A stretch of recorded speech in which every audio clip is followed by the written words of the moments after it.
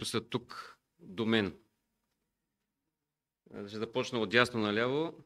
Това е Йордан Йорданов, който е собственик и управител на Нов дом 1, мой партньор от първия ден и съинвеститор в проекта.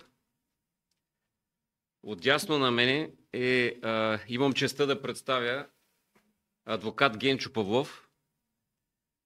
Той е съуправител на, твърдя, най-голямата европейска кантора и една от най-големите адвокатски кантори в света, а именно CMS, Камерън Маккена. Мога да кажа, че най-големите сделки в България са минавали през тяхната кантора, включително и най-голямата сделка, която е правила България за 1 700 000 000. Честта този човек да е до мене, освен че представлява тази кантора, тази адвокатска кантора всъщност е от една страна гарант за правната страна на всичко това, което правиме, тъй като те са от първия момент, а най-важното им качество е, че те са гаранта за пред чуждестранните инвеститори, които стоят за този проект, че това, което правим, е законно и перспективно. Благодаря, че е тук при нас. От лявата ми страна е архитект Светослав Станиславов. Също чест, че е до мене. Той е един от най-големите архитекти в България. Едни от най-знаковите сградови във Варна и изобщо в България са негови. Той е човека, който изгради идеята за това, което искаме да направим. Впоследствие ще обясня всъщност на какви етапи сме, но всъщност възлагайки един идеен проект и една идея на изключителен архитект като него и това, което той създаде като една визия, ние всички се обединихме около това, че можем да направим нещо наистина световно и наистина функционално и новаторско за целия регион. Така, поканили сме архитект Огнян Брънчев, който не е част от екипа, но той е, твърдя, един от експертите в България, един от най-големите експерти в България по градоустройство.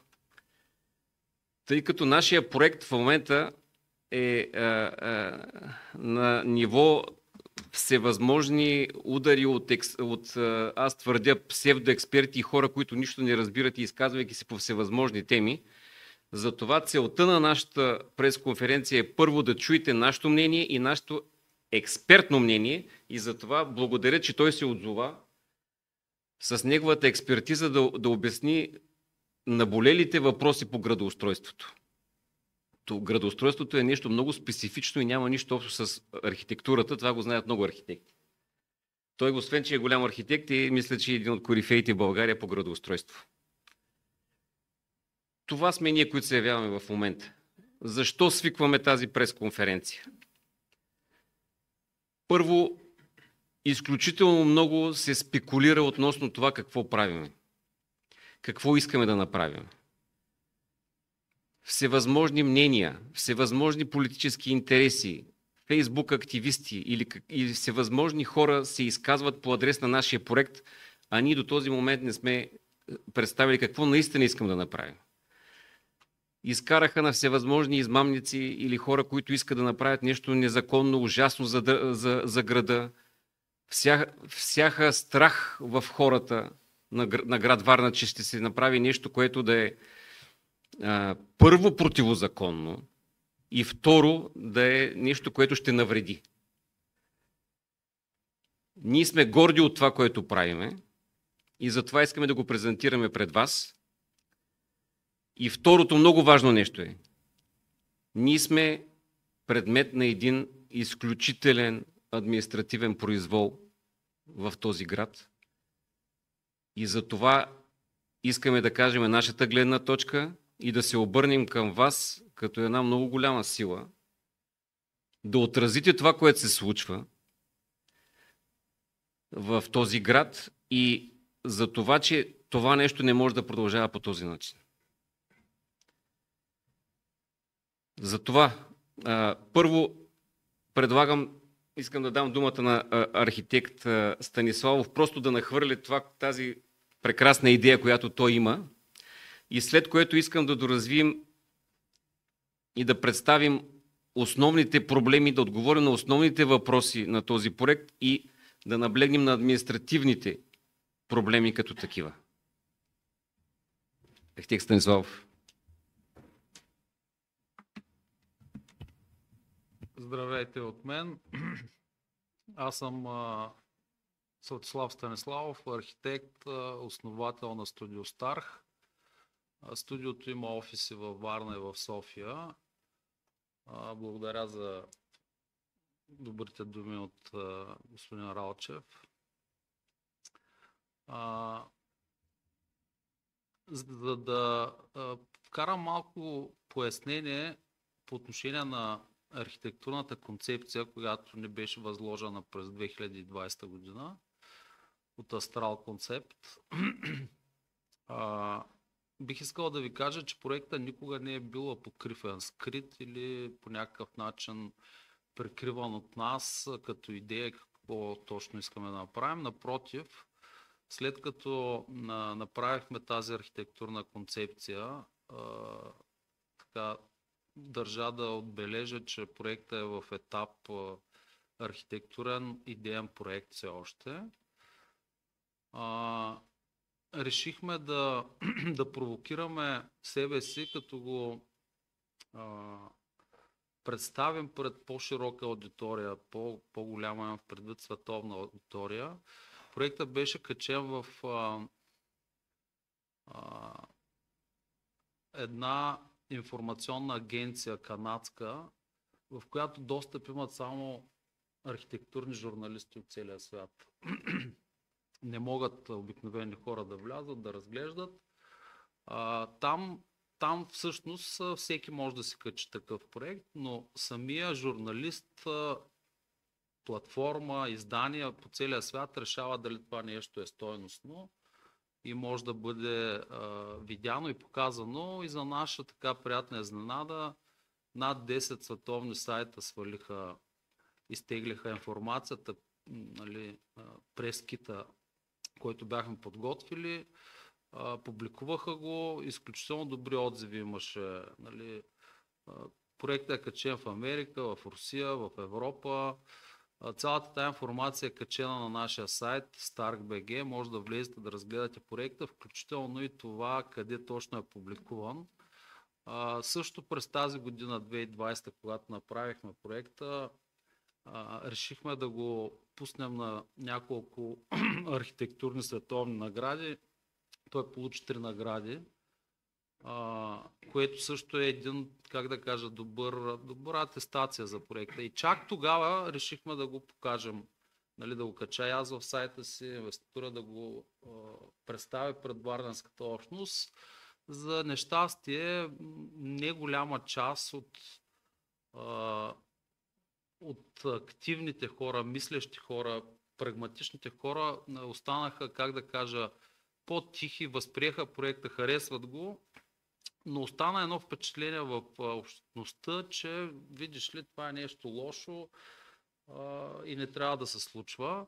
Аз, разбира се, изцяло като архитект и като експерт заявявам, че проекта, който създадохме, е може би най-доброто нещо, което ние сме правили през нашия 20 няколко годишен стаж. Вкарахме цялата си експертиза и страст заради това, че имахме възможност да работим с инвеститор, който ни даде свобода, заради това, че имаме за първи път възможност да направим знакова сграда във Варна, такава, в която, повярвайте ми, ако стане някой ден, аз съм сигурен, че ще стане, всички ще искаме да я посетим, да се снимаме там, ще се гордеем с нея със сигурност. По отношение на проекта, т.е. това, което казвам е, че проектът е винаги бил публичен, може да влезете, да го разгледате, да го анализирате.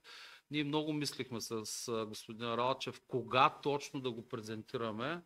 Аз смятам, и моето становище му го казах, че още не е дошъл моментът за презентация истинска на проекта.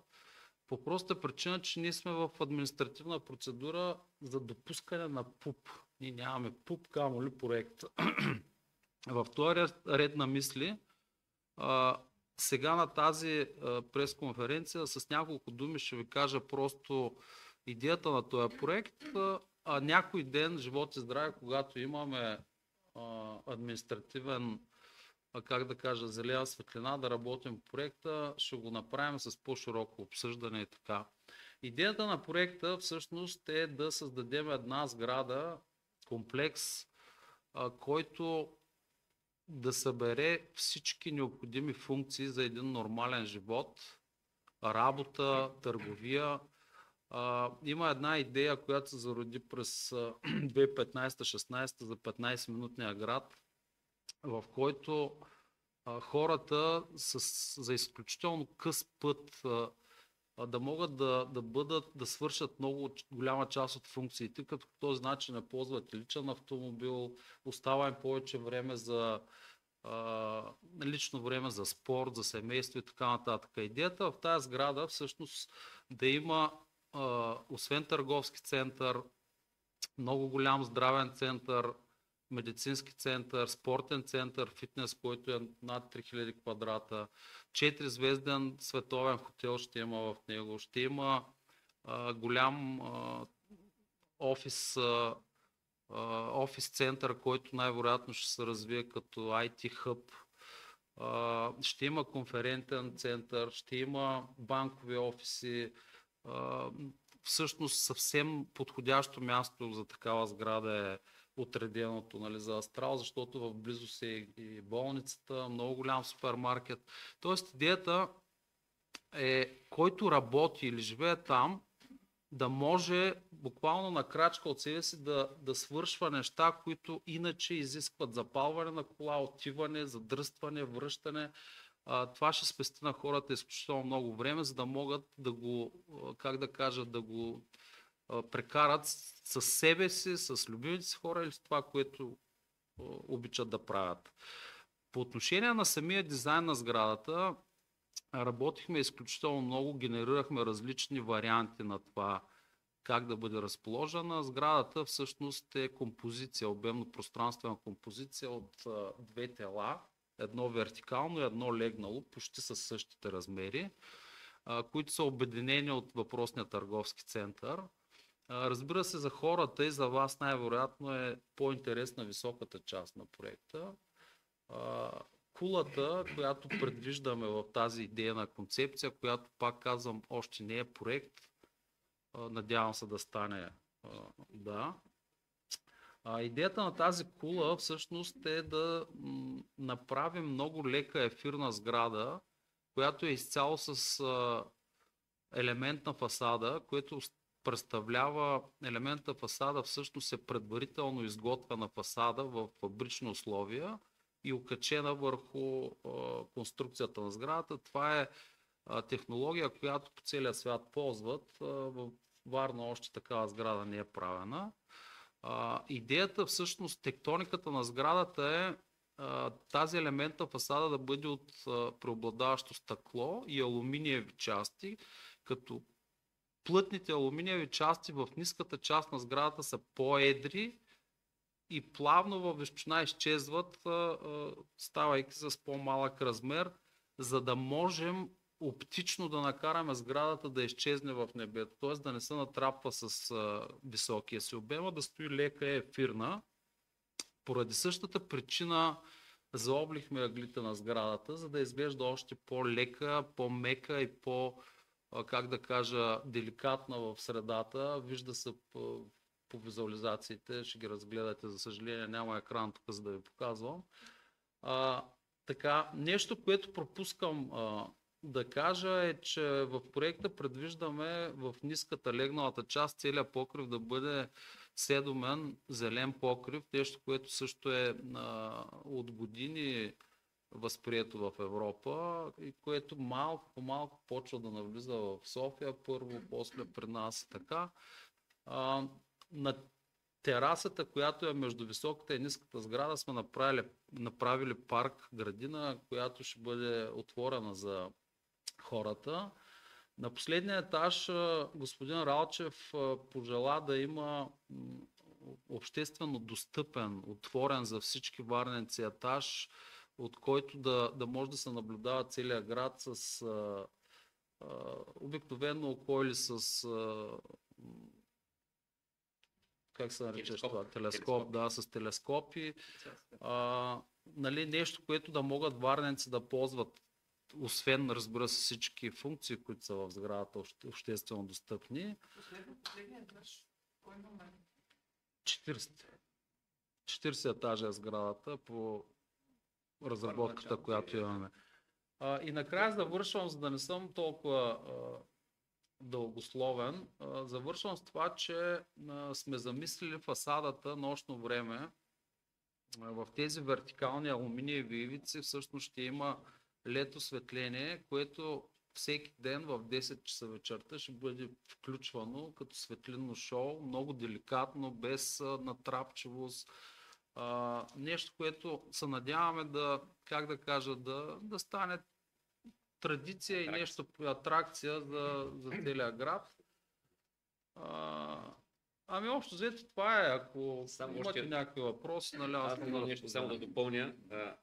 И другото, което мисля, че пропускаме, което е много важно да се каже, че по този начин, чрез издърпване на една висока част, ние в проекта издърпахме сградата по 20 метра навътре от към регулациите. Нали? Това също е много важно. Не да се забиете в една сграда, която е непосредствено до вас и която създава усещането за презастрояване, а дърпването на сградата, ви да може да влезете в един парк първоначално и после да влезете в сградата. Зелената площ, имайте предвид, че мисля, че повече от половината от терена ще бъде зелена площ. Едва ли друга сграда във Варна предвижда такова озеленяване и такава още нещо да допълня. Разбира се, след като генерирахме структурата на сградата, с професионален софтуер направихме симулация на слънцестоенето на сградата, много важно. Значи в този софтуер може да зададем точен ден, час от годината, в минала, бъдеща година, да видим как засенчва слънцето в района, и всъщност сме избрали такова място на високата сграда, че тя практически единствено засенчва себе си в ниската част. Нито един обект извън парцела не засяга сградата. Може би любопитно ще ви стане, че по време на тази симулация, понеже сме дигнали целия район, включително АГ-то, оказва се, че АГ болницата засенчва детската градина, която е зад нея. Нали, но тогава колегите не са имали такъв софтуер, за да могат да го проверят. Тоест, опитахме да направим всичко възможно, въпреки че закона категорично, закон за устройство на територията, не се занимава с нежилищна сграда през улица. Ние го направихме чисто, как да кажа, по отношение на, как да кажа, морално, ако искате, за да няма засегнати в близост. Няма засенчване, нека така да кажа. Не е сериозно. Колко е жилищната част и как ще бъде решен проблемът с паркирането? Това е... Така, много интересен въпрос. Аз мога да... Не, по-добре ти за проекта. Ами, това, което тогава направихме 2020 година, предвижда 5 подземни нива. Наистина това също е така много сериозно инженерингово изпитание. 5 подземни нива, които ще съберат един път и половина необходимите паркоместа по норматив. Значи над 950 паркоместа ще съберат в тези подземни нива, което освен че ще обезпечи целият проект, ще освободи съседните улици със сигурност от синя зона и от автомобилите, които са спрени по улицата, защото много голяма част от старите блокове не разполагат с собствени паркови места и това ще бъде възможност за тях да наемат или да купят в тези подземни гаражи, които ние правим. Да. Ами, значи за нас прекрасната част и от гордостта, която имаме като създаден идеен проект, да се върнем към, за съжаление, варненската действителност. Преди да започнем да правим каквото и да е по този, според мен, прекрасен проект, може хората да имат и друго мнение, ние трябва да минем цялата административна процедура. Това, което се случи, е просто за мен шокиращо. Вече трета година ние се борим с всевъзможен административен произвол. От година и половина сме входирали изменение на ПУП, която е първата стъпка. И едва преди няколко месеца бяхме за пръв път допуснати до такъв експертен съвет. Процедурите законовите са в месечен срок от подаване на документите трябва да се гледа на ЕСУД, след което в 14-дневен срок трябва да има заповед на кмета. Само за справка ви го казвам това. Ние сме вече година и половина в един произвол и не сме достигнали до никъде. Втория повод, по който искам да се съберем да ви обърна внимание, това, което се случи преди месец и половина на експертния съвет във Варна, това беше един изключителен политически фарс, който вече, поне в мое лице и в нашия екип, преля чашата. Подадахме едни документи, пак ви казах, преди година и половина, като искаме извършване на елементарна административна услуга. След което на този съд се появиха политици, фейсбук активисти, съветници, общински съветници и то управляващи общински съветници, които се държаха по един изключително арогантен и невъзпитан начин и възпрепятстваха каквото и да е експертно мнение или експертни разговори. Това бяха обиди. Даже не искам да се спирам. Мислех, че всичко, което се изказва против проекта, ще спре в страниците на Фейсбук или в сайтове или изказвания на политици, но това, което се случи на един експертен съвет, от което очакваме експертно мнение, наистина няма как да го коментираме. Така, да. Това, което искам да кажа е, че ЕСУД в момента в град Варна не е експертен орган. Той е един политически орган, който да обслужва определени политически интереси. Ние нямаме нормално работеща администрация в момента, не само в момента, от няколко години насам. Не искам да обвинявам само последното управление. Изказват се всевъзможни мнения по относно всеки иска да изказва свое мнение и становище, да възпрепятства, да насажда в обществото заплахи, страхове, но никой не говори за експертни мнения. Призовавам кмета на град Варна или да свика нов експертен съвет или по някакъв начин да имаме възможността да получим експертното мнение на неговите експерти, за да може той да се произнесе по нашия ПУП. От един месец вече ние не сме допускани на експертен съвет. След като беше прекъснато заседание на този експертен съвет преди точно един месец, би трябвало то да продължи с първа точка и то нашата точка. Ние не сме допускани на този експертен съвет да се разгледа изобщо нашата процедура. Така че молим кмета да влезе в правомощията си и наистина да организира по някакъв начин тази администрация да започне да работи и да отговаря на обществените нужди и обществените интереси. Не можем да продължаваме така. Инвестицията, която в момента искаме да направим и това, което обрисува архитект Станиславов, е 200 милиона лева. Казал съм го и в предходни интервюта. Не дейте мислете, че ние имаме 200 милиона евро в джоба си. За тази инвестиция стоят изключително големи международни компании. Новотел, хотел, който ще влезе. Много голяма IT компания. Сега не искам да изборявам всички, които стоят за този проект, но и те в един момент няма да имат търпението и ще се откажат от този проект. Тоест Варна ще изтърве отново и отново огромна инвестиция в този град, без да има никакви правни и законови доводи за това. Ние не искаме да правим нещо ужасно, страшно в този град. Искаме да направим една сграда, която да отговаря на закона. Ако закона предвижда тази сграда да е 20, 40, 10 етажна, ние ще направим такава сграда.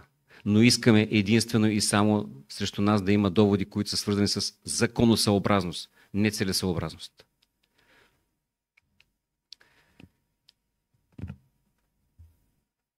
Въпросите, които се повдигат също така от правна гледна точка, искам да дам на моите колеги, които експертно да обяснят за какво става въпрос и тези проблеми, които се повдигат в общественото пространство, искаме да дадем отговор от изключително високи експерти в областта си.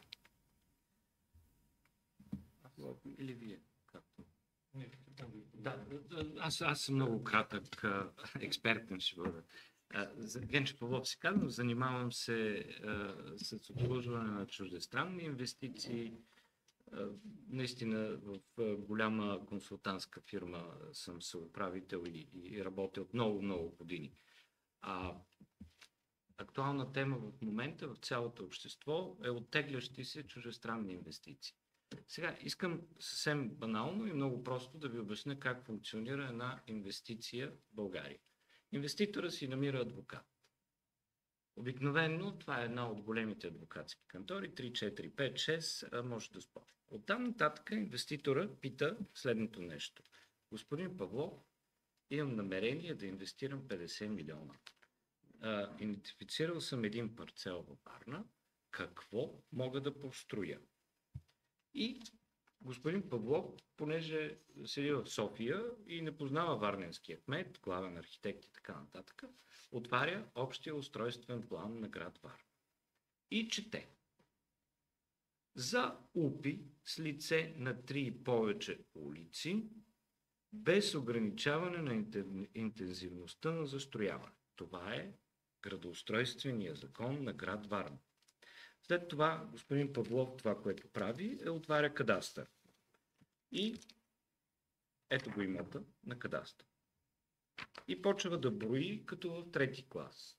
Една улица Битоля, Цар Освободител и тази улица сега не знам Тракия и Тракия. Дойран. И господин Павлов се опитва на инвеститора да му създаде комфорт, че България е правова държава. Нали, инвеститора обикновено пита как е положението с rule of law. И понеже България е част от Европейския съюз, понеже актуална тема, чух ви, говорите, влизаме в Шенген, може би ще влезем и в еврото, понеже съм горд с това, че съм българин, въпреки че половината си живот съм прекарал в чужбина, казвам, България е член на Европейския съюз и имаме правна сигурност. Ако ви направи впечатление, проекта е от 2000-та година. Аз съм писал становище, в което това, което сега ви казвам, 3 улици, без ограничаване на интензивността на застрояване, април месец 21 година. Коя година сме сега? 24. Това на професионален език се нарича правна несигурност. Тоест, един инвеститор следващия път, като ме пита какво мога да построя на този имот, аз сега трябва да помисля 1, 2, 3, 3 ли е? Или ОУПа на Варна нещо не е окей. Или да му кажем и България не е правилното място. В случая нямаме чуждестранен инвеститор, нали, имаме местен инвеститор, което е още по-добре. И няколко. Да, чуждестранни, но нека да ги споменаваме. Да. Новотел е марка на една от двете световни, 3 са всъщност хотелски вериги. Едната е на Мариот, едната е Хилтън, другата е Акор.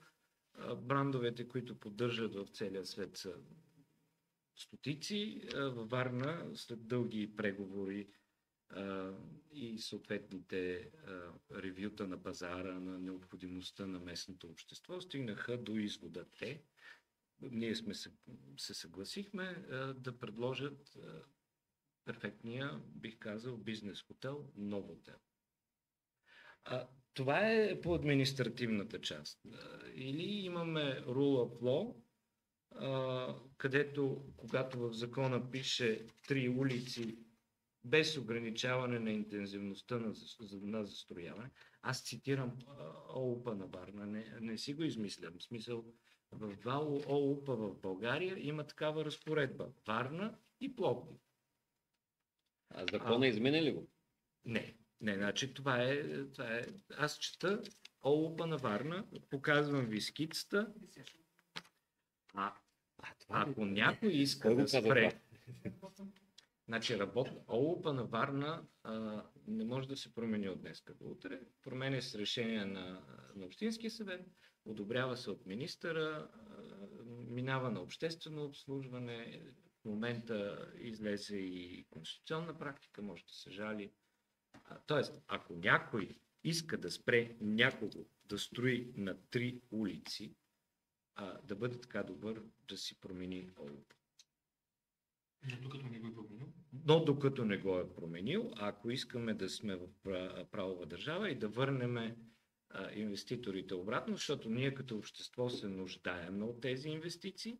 Варна вече се нуждае жизнено важно. Да, генерално като общество и във Варна в частност, така че това, което трябва да правим. И между другото има така развитие в София,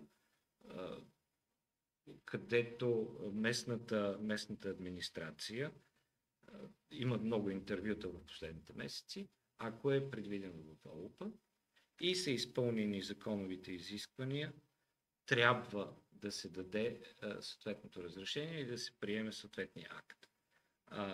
Сега много на юридически, ако трябва да влезем, език, едното е целесъобразност, другото е законосъобразност. Местната власт е суд, главен архитект, кмет, нямат право по целесъобразност да действат, те трябва да действат по законосъобразно. ОУП за УПИ с лице на 3 и повече улици, без ограничаване на интензивността на застрояване. Това беше от мене. Благодаря. Благодаря много. Здравейте. Казвам се Огнян Брънчев, архитект.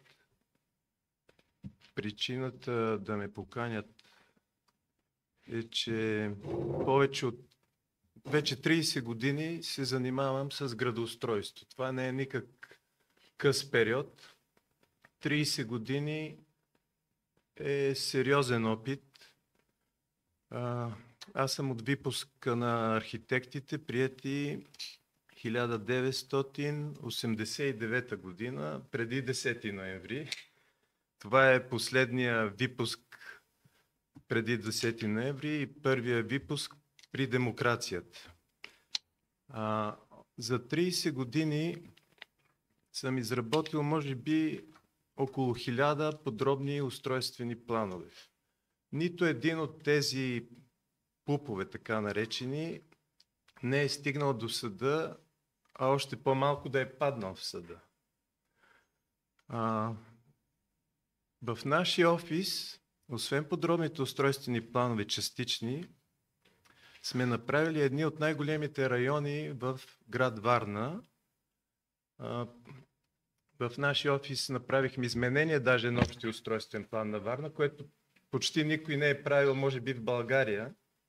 Той се отнасяше за изменение на общия устройствен план на Бриз Юг. През 2006 година в нашия офис се изготви и самия подробен устройствен план на целия Бриз Юг. След това се изготви плана на Сотира. Сотира е един огромен район, на град Варна. Изготви се подробния устройствен план на Ален Мак, също огромен район, на Зеленика, на Акчелар, Руски окопи. Член на моето семейство, част от офиса, това е архитект Екатерина Пъкова, участва в екипа на професор Иван Никифоров в изработване на общия устройствен план на Варна, който влезе в сила декември месец 2012 година. За да една лека корекция искам да направя, че градоустройството е фундамента, върху който се изгражда всичко навсякъде, свързано с строителството. В този ред на мисли градоустройството е първичното и е тясно свързано с последващата архитектура, която се прави на база градоустройството. Причината да се включа в този екип е, че виждах как по медиите настъпи някаква зверска атака, в която се състезават политически партии да атакуват проекта, обяснявайки, че този проект едва ли не незаконосъобразен и не отговаря на правилата и нормативите.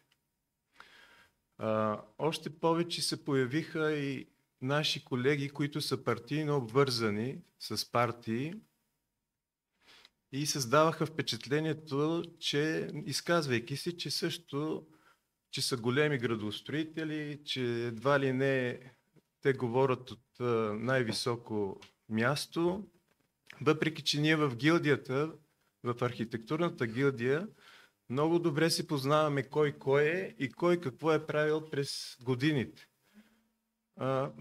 Аз съм започнал да проектирам градоустройство още в началото на 1995 година и сега февруари месец ще станат точно 30 години от тази моя дейност. За да ви разясня градоустройствената част, искам да направя една малка ретроспекция какво се случи в град Варна през този период от време. От 1995 година до 1999 година действаше така наречения ЗТСУ и ППЗТСУ. Това е Закона за териториално и селищно устройство и правилника за приложение на Закона за териториално и селищно устройство. По тези основни два нормативни акта се изготвяше градоустройственото проектиране. От 1999 година, септември месец, до 2012 година градоустройствените проекти се изготвяха по така наречените специфични правила и нормативи за устройство и застрояване на територията на град Варна. Те действаха от периода септември 1999 до влизане в сила на общия устройствен план на град Варна 2012 година. Декември месец той влезе с заповед на министър Лиляна Павлова. Защо казвам това? Още от 1989 година, 1995 до 1999 се изработваха подробни устройствени планове, които и в момента са действащи. Хората на град Варна са възлагали хиляди подробни устройствени планове и те са правени през различни периоди, по различни нормативни актове. По време от 1999 до 2012 се изготвиха на база специфичните правила и нормативи. Към специфичните правила и нормативи имаше графична част, която показваше зонирането, както се показва зонирането в общия устройствен план. Сега имаше и текстова част, която съществува и сега текстова част в общия устройствен план. Тази текстова част, която беше по специфичните правила и нормативи, тя се отличаваше и беше различна от тези нормативи, които действаха в останалата част на България. Затова се казваха специфични правила и нормативи за устройство и застрояване на територията на град Варна. Изготвиха се хиляди проекти. Тези хиляди проекти и в момента са действащи и хората, които са ги изготвили, могат да ги извадат от архива на кметство и община и да почнат да проектират и да строят по тях. След 2012 година, когато влезе в сила общия устройствен план, към общия устройствен план също има текстова част. Това се казват правила и нормативи, нали? Също към общия устройствен план, и те ясно показват към самия общия устройствен план има зони, има таблици и там се показват градоустройствените показатели за всяка една от зоните. Има и текстова част, която дава точни разяснения как да се строи в тези зони. Откъде тръгва конфликта за конкретния случай? Появиха се колеги, които не са обвързани с градоустройството, но се произнасят като големи градостроители. Аз помолих председателя на Камарата на архитектите във Варна да ми изпрати преписката. Той ми изпрати, разбира се, цялата преписка административна, за да си кажа мнението. Това, което видях, буквално за минути, е, че има една агресия, официална, даже изразена от хора в общината, които едва ли не твърдат, че проекта е бил в противоречие на ЗУТ, на Закона за устройство на територията. Това, разбира се, не е вярно, защото когато е приеман общия устройствен план на Варна 2012 година и правилата и нормативите към него, те са приети на база българското законодателство, в това число и Закона за устройство на територията. Закона за устройство на територията действа от 2001 година, последното изменение е 2023 година. За този период има 106 изменения. Направих си труда да преброя, беше ми доста трудно да преброя колко изменения е претърпял Закона за устройство на територията. При тези 106 изменения всеки път има към закона текст, който казва, че разработки и преписки, които са започнати по старите правила, те си продължават. В този ред на мисли искам да кажа следното. Проектът, който е изготвен на база правилата и нормативите към общ устройствен план и те са действащи правила. Това е член 36, алинея 2, който цитира, че когато имаме един урегулиран поземлен имот на 3 и повече улици, коефициента на интензивност на застрояване е неограничен. За хората, които не знаят какво е коефициент на интензивност на застрояване, това означава, че във Варна, както в голяма част на Варна, това е Траката, Свети Никола, Кинта, коефициента на интензивност на застрояване е 0,6. Изключително нисък. Изключително нисък. Това означава, че вие ако имате место 300 квадратни метра, при Кинт 0,6 вие ще може да застроите 180 квадратни метра РЗП. В самия център на Варна коефициента на интензивност на застрояване е 2. В района на Генералите, там имотите са изключително малки. Те са по 200 квадратни метра. с лице 10 метра лице, 20 метра дълбочина, при Хинт 2 означава, че може да се построи сграда 400 квадратни метра, което е изключително малко за центъра на Варна. В тази зона, която е на 3 улици по член 36 алинея 2 от правилата към общия устройствен план, коефициента за интензивност на застрояване е неограничен. Прави се едно внушение и аз това го виждам по медиите, че се говори за засенчване. Въпросният проект, който е за тази пунктова сграда и по-ниската част към него, фактически урегулирания поземлен имот граничи и през улица е с нежилищни сгради. Това е, от едната страна е окръжна болница, от другата страна е Лидъл, от третата страна е АГ.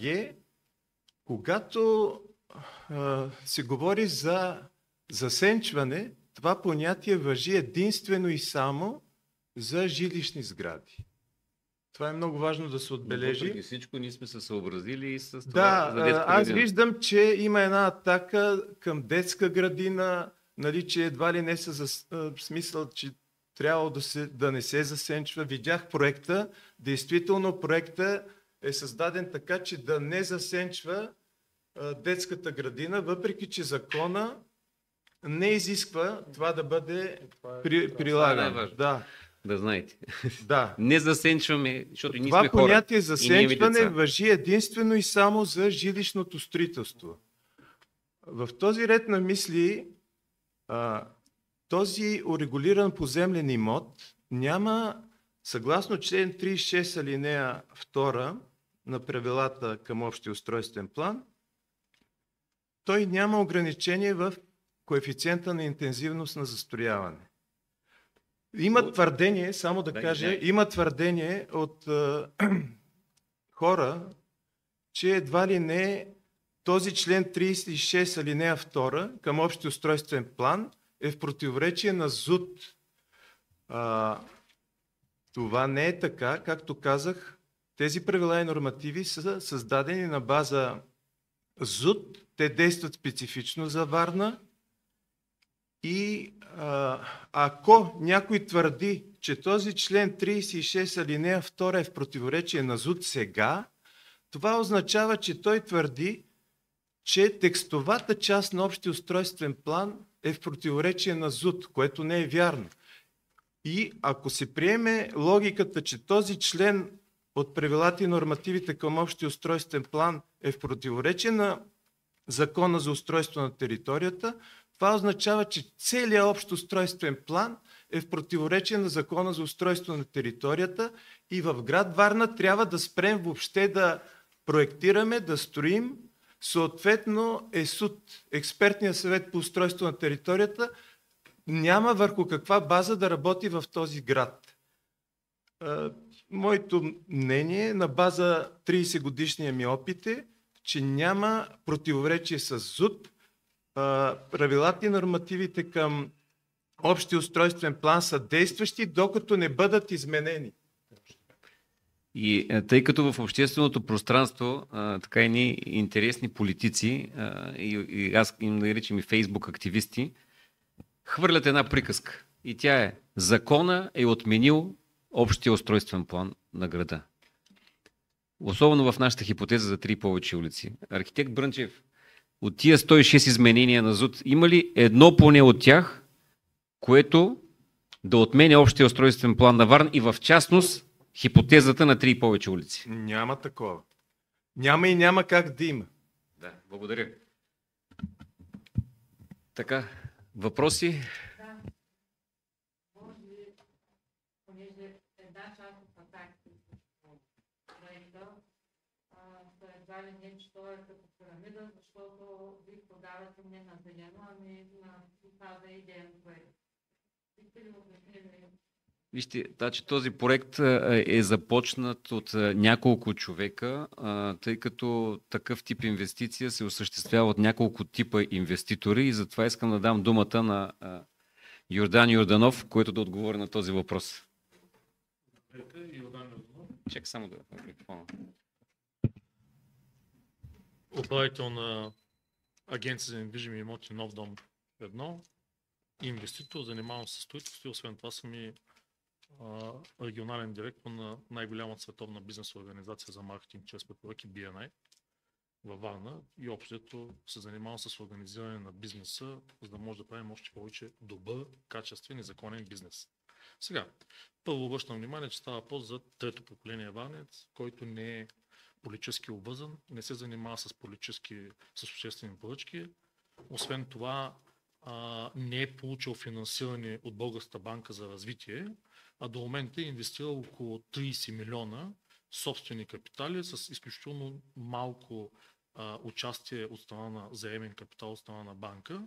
И тези капитали са набрани от инвеститорски групи, които са подсигурени от наша страна. Тези инвеститорски групи обаче съответно участват в проекта, който е в задната част на самия проект. Това е 10-етажната сграда. Ето тази, тук, която е абсолютно безспорна, т.е. по отношение на нея нямаме спорове по отношение на кинт, височина, нали, коефициент на застрояване и всичко останало. Това е 10-етажната сграда. За нея знаем, че тя е безспорна и реално погледнато имаме набран капитал, нали, по този начин, вследствие на което целият този капитал е инвестиран в проекта. С него е закупен парцела, с него са набити пилоти, които са, инвеститор ще каже колко пилота са, по 23 метра дълбочина с 80 см диаметър, за да може да се направи укрепване, сменене пътя достъпа към Lidl. За всичко това нещо се изисква финансиране от негова страна и това е на база влязло в сила разрешение за строеж. Обръщам внимание, моля? Но задната част винаги го има. Тук има. От 2 години. Точно тук. Тук има, да, с 5 нива подземен паркинг. Има разрешение за строеж от няколко години насам. Да. Точно така, да. Точно така. Не, на база на разрешително за строеж са инвестирани пари, това иска да кажа. Да, инвестирани са абсолютно законно, близо около 30 милиона към настоящия момент. Пак казвам, абсолютно законно и то човек, който освен това е и дарител на катедралния храм в Варна. Това е по отношение на финансирането. Сега, другия въпрос е, нали, много често се говори по отношение на трафика. Това е другата демагогска част, която се използва от страна на бивш кмет, от страна на общински съветници, от страна на действащи депутати към настоящия момент. Нека да видим за какво става въпрос. Много ми хареса идеята 15-минутния град. Какво означава 15-минутен град? Това означава, разказвам на бързичко. Значи, имаме 5 нива подземен паркинг, както споделихме, на -1 имаме голям хипермаркет. От 0 до 4, включително, това е търговски център, включително и в задната част, в 10-етажната сграда. Ето тук, в тази част. Единствено и само от 5 етаж до 10 етаж, това са жилища, които са подходящи за хора, които имат по-ограничен финансов ресурс. След това, от 5 до 12 етаж имаме хотелска верига Новотел. От 13 до 39 етаж 50% са офиси, 50% са жилища за хора, които са по-платежоспособни и които обикновено не ходят на работа от 9 до 6. Имаме ресторант с 360 градуса панорама и на последния етаж имаме, подобно на Empire State Building и на Sears в Щатите, панорамна площадка с 360 градуса за целия град. Освен това имаме един изключително добър огледаен елемент, който отива и към Винса, към самия проект, нали, отразява центъра и съответно морето и създава една изключително добра гледка. Какво се получава по отношение на трафика? Вижте сега. Търговският център започва работа в 10. Тоест от него не излизат хора, а към него влизат хора. Офис частта започва работа от 9. Тоест от нея не излизат хора, а към нея влизат хора. Включително и тези 4 нива, които са в задната част. Хотела, нали, е ясно, там може да има трафик по всяко време. Единственият трафик, който може да бъде станен студента, и той е изходен трафик, е от тези 5 нива апартаменти и евентуално от тая част, където ще живеят по-платежоспособни клиенти. Тоест имаме изход от една страна, имаме вход. Това не е жилищна сграда, която да е наситена с апартаменти, в която студента в 7.30, 8.30 да излизат 1200 коли, примерно да кажем, и вечерта в 5-6 часа да влизат 1200 коли. Освен това, преди да се направи проекта, е направена разиграла се в съответната транспортна схема, нали, по отношение на самия трафик. Отново нямаме натоварване на трафика. Това е на няколко улици, имаме вход и изход от няколко улици, т.е. ние нямаме натоварване на трафика. И тук се получава една голяма демагогия. Засенчване. Няма засенчване. Трафик. Няма трафик. Мястото на сградата не е там. Ами вие във Варна навсякъде обяснявате как може да спиме кафетото съседите от едната кооперация с другата кооперация с дървисуми. То във Варна няма сграда, която да има толкова голямо отстояние. Нека да погледнем какво виждаме в район Окръжна болница. Сиви панелни сгради, ПК-та, нали, навсякъде около нас. АГ стара сграда, Окръжна болница стара сграда. Сиви сгради, строени 91-2004 година. Това център ли на Варна? Този район интересен ли е за разходки? Благоприятен ли е? Не. Една такава сграда. Всичко, от което имаш нужда. Влизаш в нея ти е хипермаркета, в нея ти е търговската част, в нея имаш ресторант, имаш бар, имаш зелени площи. Най-големият детски център във Варна ще бъде там. Имаш кино, имаш спа център, имаш фитнес, имаш дентална клиника, имаш съответно козметични клиники и така нататък. Реално погледнато на тебе не ти се налага да напуснеш града. Това облегчава или натоварва трафика. Представете си една такава концепция, ако бъде възприета и тя бъде разпъсната на различни места в града. Ще ми се налага ли да ходя на кино до мола? Ще ми се налага ли да ходя в търговския център също с колата си? Ще ми се налага ли да ходя при козметика си, при лекаря си, при ортодонта си за нещо? Не. Всичко е в едно. Това облегчава трафика. Това не натоварва трафика. Това е един изключителен за града проект, който може да промени неговия облик. И още нещо. Правим сравнение между София и между Варна. България беше представена миналата седмица от един филм на National Geographic, който е 45 минути и представя нашата страна. Столицата е представена като модерния град на България, който се развива с сградите на 21 век. Варна и Бургас са представени като пристанищата на България, като във Варна се акцентира върху катедралата, която е построена през 1930 година. Докато в София показват централните сгради, това, което е построено на времето, акцентират върху сивия облик на столицата от панелните сиви кооперации, построени по времето на комунизма, и казват, над тях се извисява най-високата сграда в България,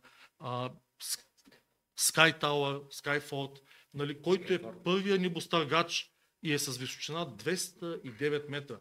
И 10 минути National Geographic акцентира върху това. Та да ви питам, ако вие сте един турист и гледате National Geographic, гледате това предаване за България, кой е града, който ще посетите? Варна с неговата емблема хотел Черно море, построен през 1976 година, или София с красивите нови сгради на 21 век, както е представено в National Geographic. Благодаря ви. Да. Аз искам, благодаря ви. Само две неща. Колегите от Акор казват, че бизнес хотел не натоварва трафика. Дори при разговорите колко паркоместа се нуждаят, те обикновено искат около 20, в конкретния случай мисля, че на 5-6 спряхме. Бизнес хотел не натоварва трафика. Конгресният център забравихме тук, който ще бъде изграден. Варна няма конгресен център. Да. Още два факта, понеже виждам, че има спекулации на пазара, очевидно по медиите. Самолител за процедирането на ПУП е Lidl. Значи, нека това също да го кажем. Lidl е геополитически играч. Сега, Lidl е част, нали, от една немска група, Шварц и така нататък. Това са геополитически играчи и Lidl си слага подписа, заедно с господин Ралчев, на всичките документи. Тоест, това най-малкото трябва да говори, че Lidl няма да си сложи подписа навсякъде, както и аз, нали, в интерес на истина. И още нещо, което, в смисъл, те са много малки неща, които като ги погледнете става главният архитект на София, който в момента е действащ, всъщност архитекта, градоустройствения архитект, който до лятото представляваше господин Ралчев пред местните власти. Нали, по разбираеми причини, тя като стана главен архитект на София и не може да е тук сред нас. Но ако не беше главен архитект на София, ще седе на тая маса.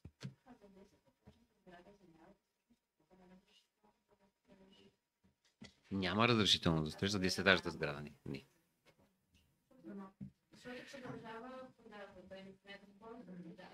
Вижте.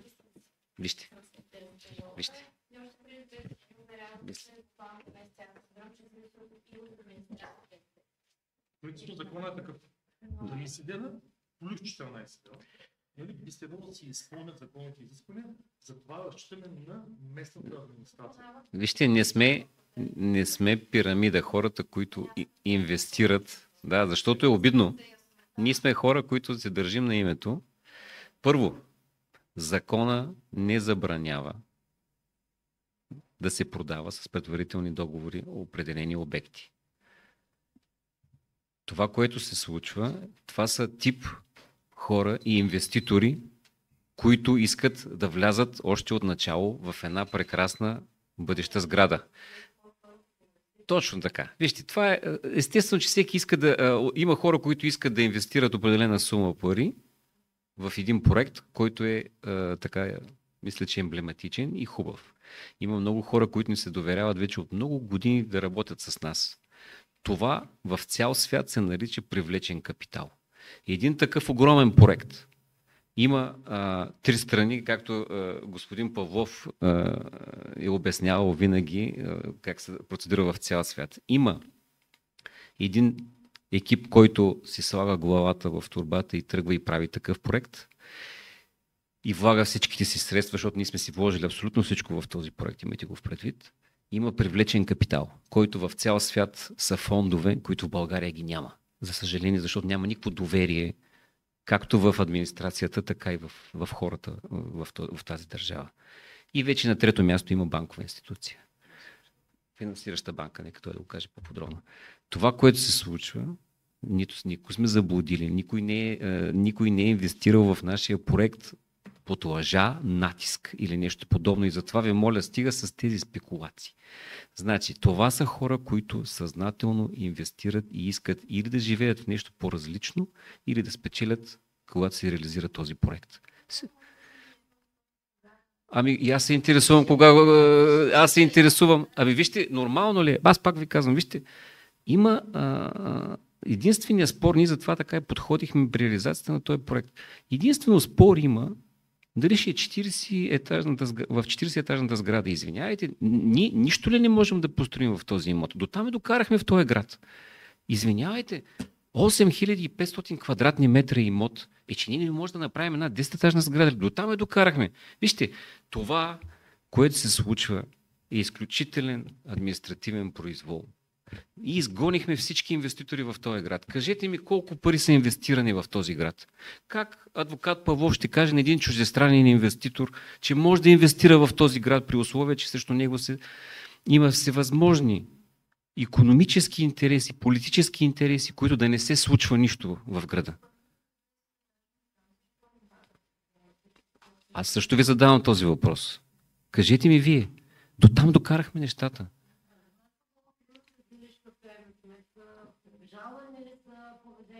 Още не. Това питах какво. Да. Оттук нататък какво следва? Или местната администрация ще предприеме мерки, така че да спази закона. Вижте, едно съдебно прение може би на няколко инстанции може да отнеме и няколко години. Очевидно местната администрация, общинската администрация е в някакъв дълг и към инвеститорите, и към обществеността в интерес на истината.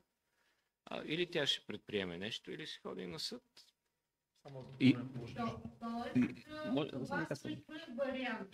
Естествено. Вижте. Чисто законно.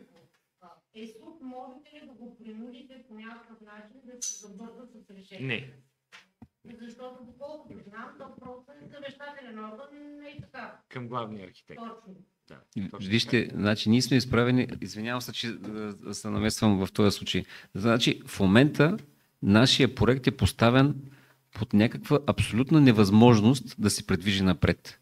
ЕСУД не се произнася. Не ни допускат да влезем до ЕСУД. И от тук нататък не текат и сроковете, които са свързани с заповедта на кмета. И този административен произвол и това, че ни поставят в ситуацията, в която не знам по какви причини, изобщо да няма произнасяне на ЕСУД. Нека да се произнесат. Нека да кажат. Но и другото, което искам да кажа. Ние стоим за това, което правим в момента и ще търсим наказателна, административна, гражданска отговорност от всички, които не си спазват законовите изисквания. Подчертавам, ще си търсиме правата. Нека тези хора, които не си изпълняват задълженията, тези хора, които пишат и създават някакви нагласи в обществото, на всички тези хора, казвам ви, ще търсим отговорност. Като започнем от кмета до всички надолу в веригата. Рано или късно този проект трябва да стигне или до някакво решение, или до съд.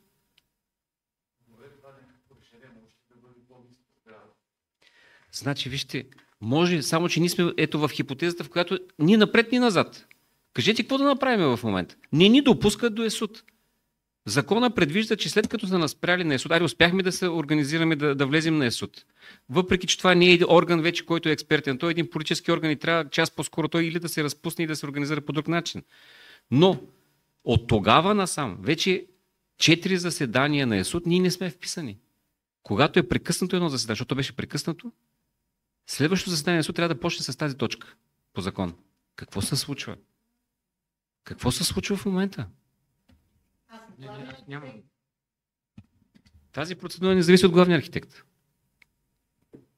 И тук въпросът... Това е процедура, която касае единствено и само кмета на града и съответно експертния съвет. Какво за главния архитект? Каква е логиката да не го касае по никакъв начин? Нали? Крайна сметка той се произнася. Не. На база ПУП се произнася кмета. Заповедта е на кмета. Главният архитект одобрява проектите. Ние не сме на фаза проект. Ние сме на фаза ПУП.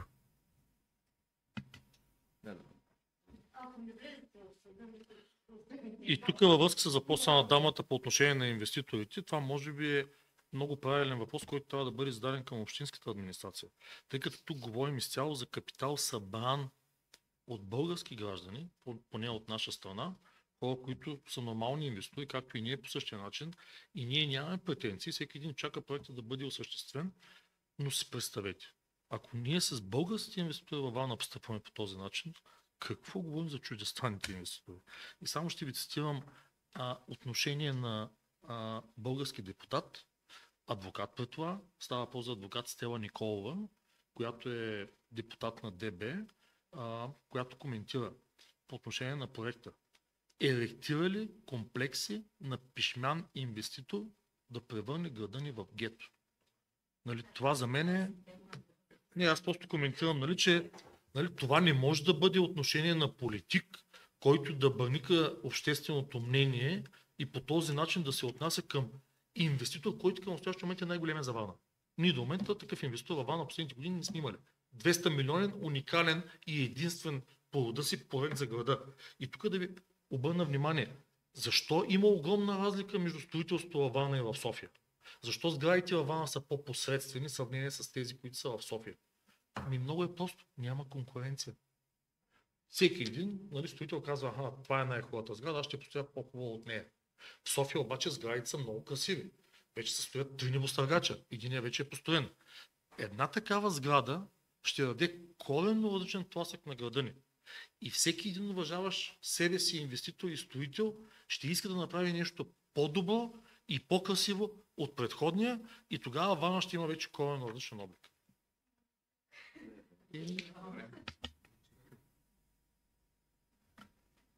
Искам нещо да добавя.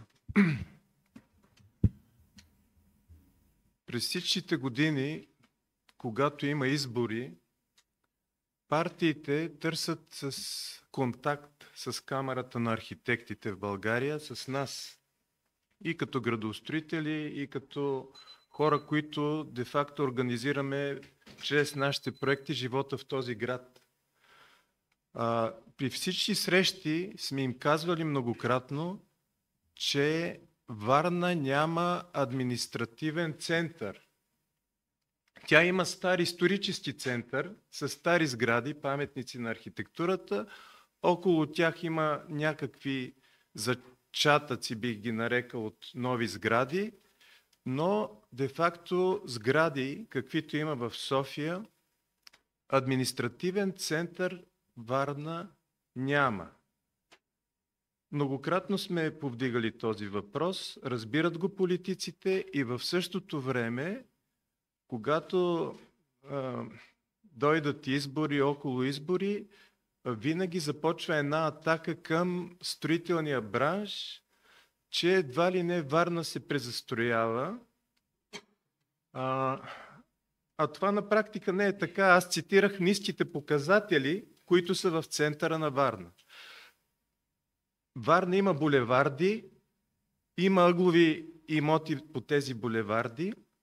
Те се явяват ключови пунктове, около които и в които могат да бъдат изградени такива пунктови сгради и около тях да се развие целият град. Тези сгради привличат капитал външен, който е изключително полезен за град Варна. Аз съм свидетел на няколко пропаднали проекта на външни инвеститори с стойности подобни и по-големи, над 100 милиона евро. И виждам как Варна се превръща от години в едно непривлекателно място за инвеститорите. Един Бургас, който бих казал, че Варна е на пиедестал по-висок от град Бургас. Това може би го продиктува и моята любов към Варна, но в Бургас няма тези ограничения. Там града се развива, същото става бурно развиване и в София.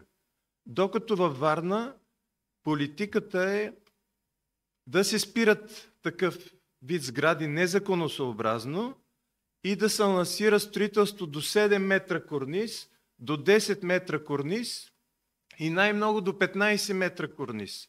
Варна се превръща от години в един дълбоко провинциален град. Ние искаме това нещо да приключи и да продължим напред и Варна да се развива и да надмине и Бургас, и Пловдив, и София. Само вече накрая за заключение искам да кажа. Имах обаждане преди 3 години от областния управител на Бургас, който ми каза: ела при нас веднага, каквото поискаш. И казах: за съжаление не мога да си преместя имота. Ако проектът беше не в град Варна, ако беше в който и да е друг град в България, ние вече щяхме да сме го построили. За съжаление, пак казвам, трето поколение варненеца им е много неприятно и даже ме е срам от това, което се случва в град Варна. Благодаря ви за вниманието.